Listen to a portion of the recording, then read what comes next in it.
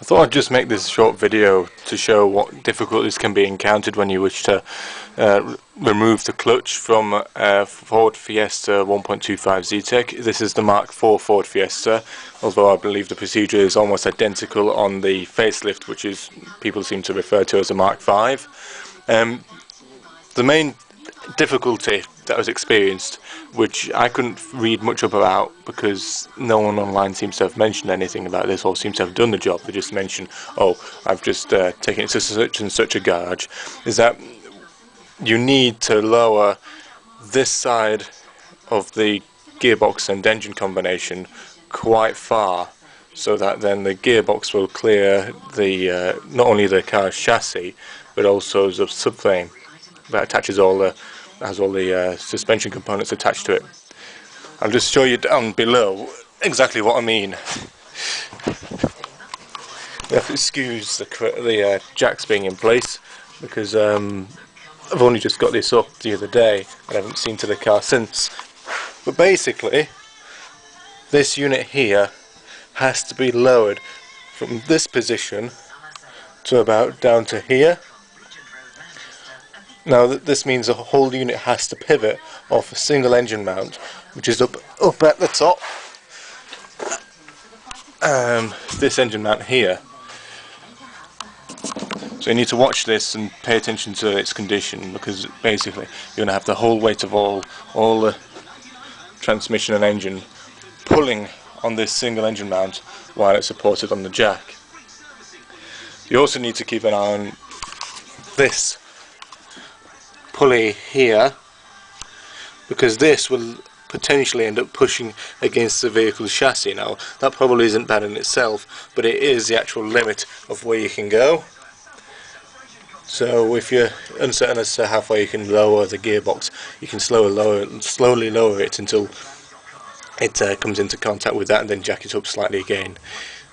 You probably will have to use both a jack under the sump and also under the gearbox, so that you have a jack to take the weight of the engine once the gearbox has been removed or disconnected from the actual engine. I think I'll show you the other side.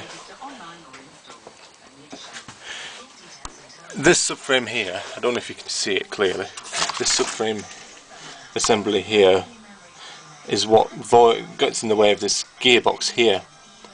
As you can see, the gearbox, this extends slightly beyond the subframe, but when you're removing it,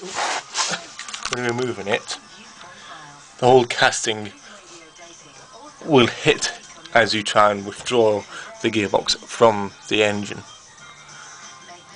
So that's the entire reason why you've got to lower the unit to as low as you can get it, so it then clears all of this.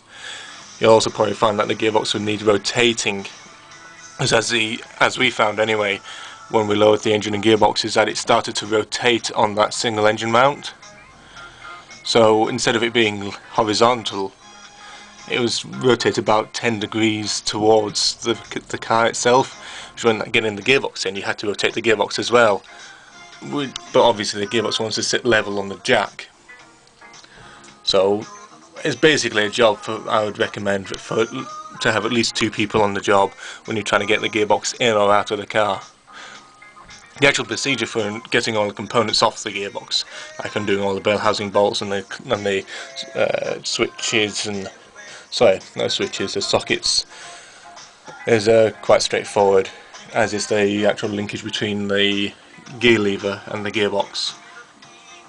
The other parts, like the drive shafts, can be a bit fiddly. In our case, we just removed the complete suspension strut with drive shafts attached on both sides, rather than faffing around trying to pull the suspension strut out far enough to withdraw the drive shaft out the gearbox. You'll also probably find that, unlike earlier versions of the Fiesta, you'll get loads of oil all over the floor because the thing has no drain plug. So it just basically will all pee out of the holes when you pull out the drive shafts. But yeah, I thought I'd just give this little helpful advice, given I could find very little information about it myself.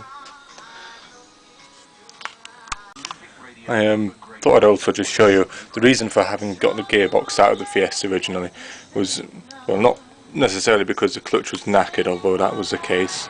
As you can see, there's not an awful lot of material left between the friction material and the rivets, so that's quite good, and it's actually breaking up in a few places. Let's see if I can find somewhere. There, for example, there's a piece chunk missing out there, so you know, that wouldn't have lasted much longer, I don't think, before it would have started slipping. And I've also got the main reason for removing the oh, it's a bit dirt in there now. The main reason for removing the clutches, sorry, the gearbox, was because this had failed. The clutch slave cylinder, it started leaking quite badly, to the point that it was actually leaking out the bottom of the bell housing, and I can't say I noticed a drain plug on this gearbox, so it was leaking quite badly. I mean, you can see all the dark, wet looking material on it, and it's just, you can see there, it's still wet now. So yeah, that's the main reason for removing the gearbox. And for anyone's interest, the car's done about 90,000 miles, so I imagine a lot of Fiesta Mark 4s and Mark 5s that have done around 90,000 onwards are probably going to be heading towards something like this, if they haven't already had a new clutch and snare cylinder.